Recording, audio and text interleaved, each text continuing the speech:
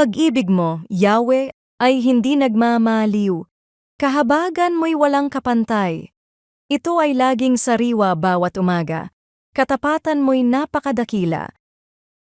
Ang Lamentations chapter 3 ay isinulat sa gitna ng matinding kalungkutan at pagkawasak ng bayan ng Diyos. Sa kabila ng hirap at pagdurusa, nanatiling malinaw ang isang katotohanan. Buhay pa rin ang tao dahil sa awa at habag ng Panginoon.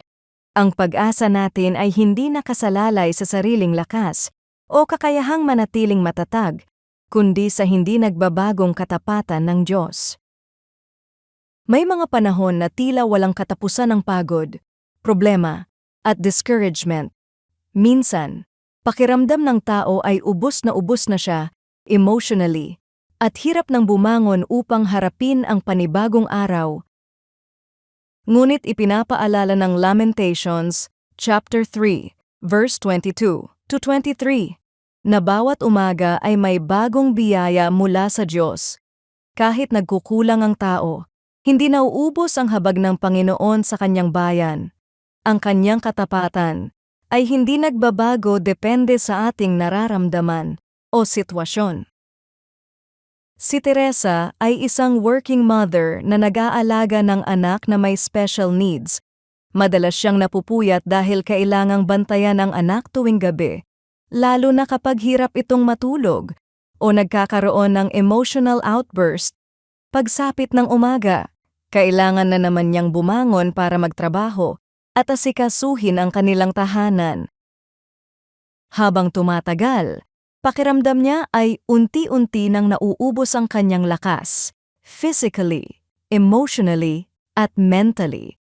May mga gabing tahimik siyang umiiyak habang nagliligpit matapos makatulog ng kanyang anak. Isang umaga, habang tahimik siyang nakaupo at umiinom ng kape bago magsimula muli ang panibagong araw, naalala niya ang katapatan ng Diyos sa bawat araw na nalagpasan niya. Doon niya napagtanto na hindi siya bumabangon araw-araw dahil malakas siya, kundi dahil binibigyan siya ng Diyos ng panibagong awa at biyaya tuwing umaga. Kahit hindi agad nagbago ang kanyang sitwasyon, sapat ang habag ng Panginoon upang bigyan siya ng lakas na magpatuloy araw-araw. Ang buhay ay hindi pinapatuloy ng sariling kakayahan lamang, kundi ng habag at katapatan ng Diyos na hindi nauubos. Kaya sa bawat bagong araw, may dahilan upang magpasalamat, muling lumapit sa Panginoon, at magtiwala na siya ay patuloy na kumikilos kahit sa mahihirap na panahon ng buhay. Panginoon, salamat dahil hindi nauubos ang iyong habag at katapatan sa aking buhay. Kapag ako ay nanghihina, napapagod, o nadi-discourage, tulungan mo akong maalalang sapat ang iyong biyaya para sa bawat araw na aking haharapin.